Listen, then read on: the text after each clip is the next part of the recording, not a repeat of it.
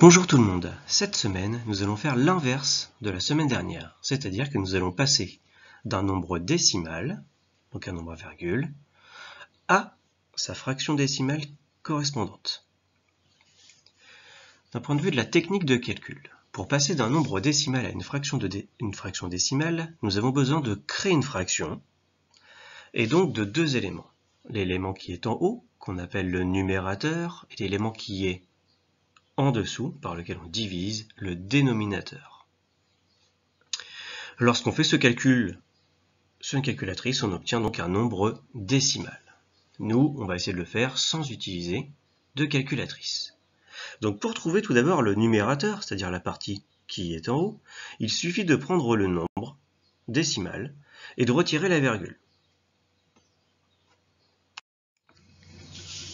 Ici, par exemple, j'ai pris le nombre décimal 5,51. Eh bien, pour le transformer en fraction décimale, tout d'abord, on cherche son numérateur.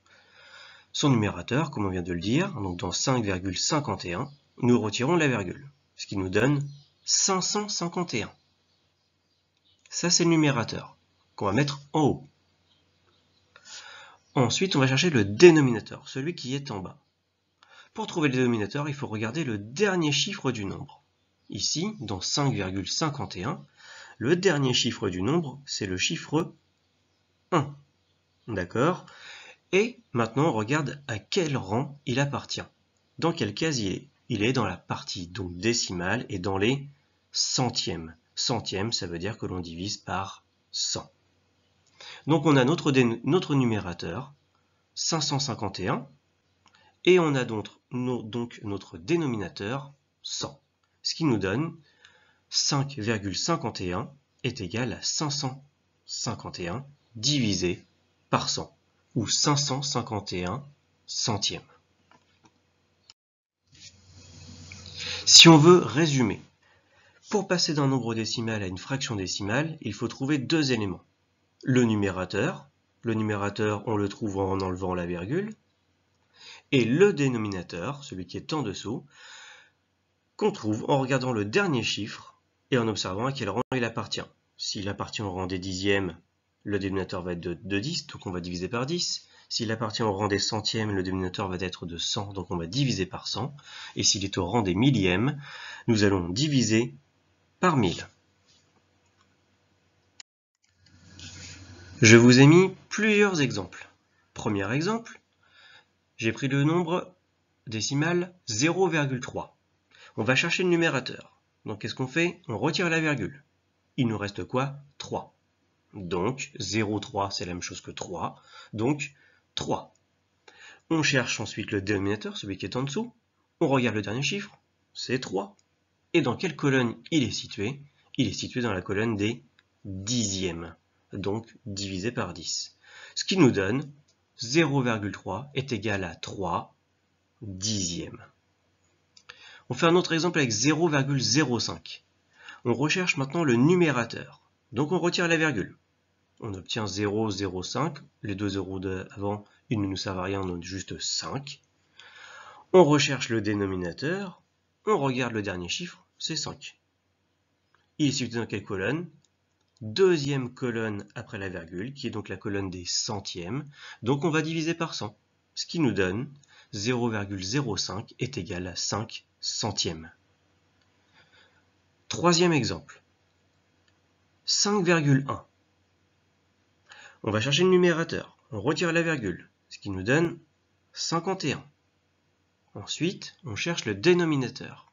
On regarde le dernier chiffre, c'est 1. Il est situé dans la colonne des quoi? Dans la colonne des dixièmes, donc divisé par 10. Ce qui va nous donner que 5,1 c'est égal à 51 dixièmes. Quatrième et dernier exemple, 0,579. On cherche le numérateur. On retire la virgule. On obtient alors 579. On cherche ensuite le dénominateur. On regarde le dernier chiffre. C'est un 9. Il est situé dans quelle colonne? Dans la colonne des millièmes, donc divisé par 1000. Ce qui nous donne 0,579 est égal à 579 millièmes. Pour l'exercice du lundi, je te demande de me transformer ces trois nombres décimaux, 0,1, 1,4 et 0,16, en fractions décimales, avec leur en fractions décimales correspondantes. À toi de jouer. On fait la correction. Notre nombre décimal, 0,1. Pour trouver le numérateur, on retire la virgule, on obtient 1. Maintenant, on cherche le dernier chiffre dans le nombre décimal, c'est 1. 1 est dans quel rang? Dans la colonne des dixièmes. Donc, 0,1 est égal à 1 divisé par 10, 1 dixième. Pour 1,4, on cherche le numérateur, on retire la virgule, on obtient 14. Maintenant, on cherche le dénominateur. On voit que le dernier chiffre est dans la colonne des dixièmes. Le dernier chiffre, c'est 4. Il est dans la colonne des dixièmes, ce qui va nous donner 14 dixièmes. 1,4 est égal à 14 dixièmes. Ensuite, le dernier exemple, 0,16. On retire la virgule, pour trouver le numérateur, on obtient 16. Très bien. Maintenant, on cherche le dénominateur. On voit que le dernier chiffre, c'est 6, et il est dans la colonne des centièmes, ce qui va nous donner 16 centièmes. 0,16 est égal à 16 centièmes.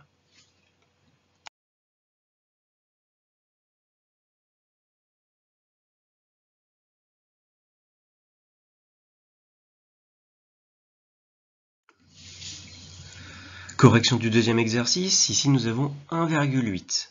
1,8, pour trouver le numérateur, on en retire la virgule, on obtient 18. Ensuite, on voit que le 8 est dans la colonne des dixièmes, ce qui va nous donner 18 dixièmes. Deuxième exemple, 4,88. On cherche le numérateur, on retire la virgule, on obtient 488. Ensuite, on cherche le dernier chiffre du nombre. Le dernier chiffre du nombre, c'est le 8. Le 8 est situé dans la colonne des centièmes, donc on va diviser par 100, ce qui nous donne que 4,88 est égal à 488 centièmes. Ensuite, troisième exemple, 11,5. 11,5, on retire la virgule pour trouver le numérateur, on obtient 115, et ensuite on cherche, on regarde le dernier chiffre du nombre. C'est un 5. Le 5 est situé dans quel rang, quelle colonne? Dans la colonne des dixièmes. Comme c'est dans la colonne des dixièmes, on va diviser par 10. Ce qui nous donne 11,5 est égal à 115 dixièmes. Pour le prochain, il y avait un léger piège, du moins une astuce à faire. 2, c'est quoi? C'est la même chose que 2,0, c'est vrai. Mais là, nous, on veut une fraction pour notre 2. Une fraction décimale, donc il nous faut au minimum un dixième. Alors qu'est-ce que l'on va faire? Puisqu'on n'a pas de chiffre après la virgule, on n'a rien dans les dixièmes, on n'a rien dans les centièmes, on n'a rien dans les millièmes, eh bien, on va cette fois-ci rajouter un 0. 2, on va le transformer en 20. Et 20, c'est quoi? 2, pardon, c'est quoi? C'est 20 dixièmes. C'est aussi 200 centièmes, c'est aussi 2000 millièmes. Dernier exemple, et enfin, pour terminer, le 0,578. On cherche le numérateur, on retire la virgule, on obtient 578. Maintenant, on regarde le dernier chiffre de ce nombre, c'est un 8. Il est situé dans la colonne, dans le rang des millièmes. Nous allons donc diviser par 1000. Ce qui nous donne que 0,578 est égal à 578 millièmes.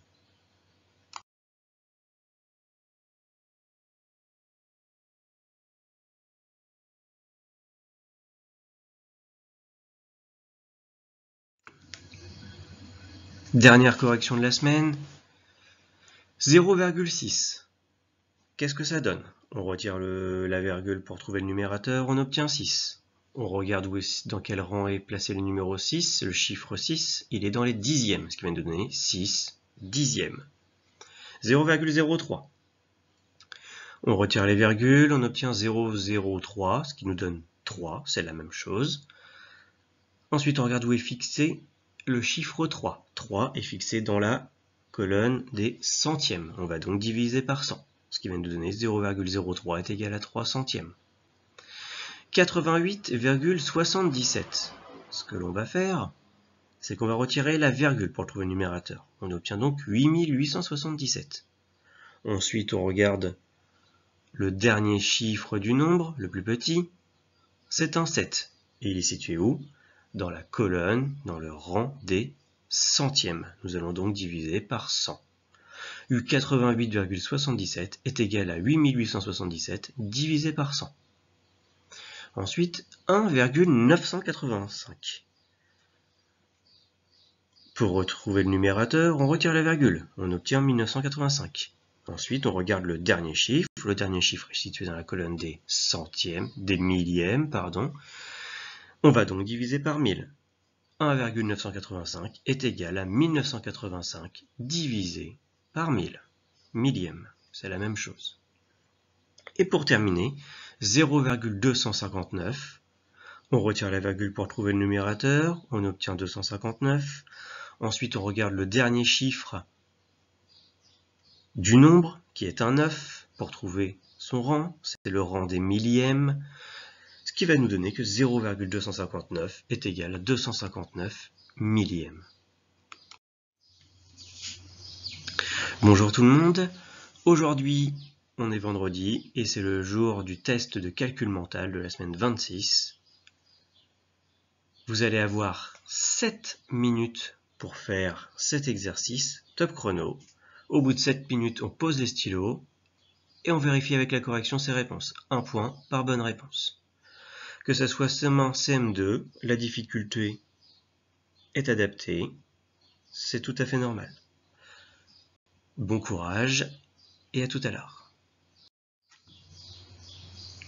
Pour cette correction, que ce soit pour les CM1, pas de difficulté, pas de piège. Quand le dernier chiffre était dans la colonne des dixièmes, on divise par 10. Quand le dernier chiffre est dans la colonne des centièmes, on divise par 100. Quand le dernier chiffre est dans la colonne des millièmes, on divise par 1000. Et pour trouver le numérateur, il fallait simplement enlever la virgule. Pour les CM2, la même chose, sauf peut-être à la deuxième réponse, où l'IA avait un petit piège, mais heureusement on avait fait un exemple pendant la semaine, où effectivement 7, on peut aussi l'écrire 70 dixièmes, ou 700 centièmes, ou 7000 millièmes. J'espère que vous avez eu le maximum de bonnes réponses. Si jamais ce n'est pas compris, vous pouvez me le dire au téléphone et je vous proposerai une solution. Allez, bonne journée!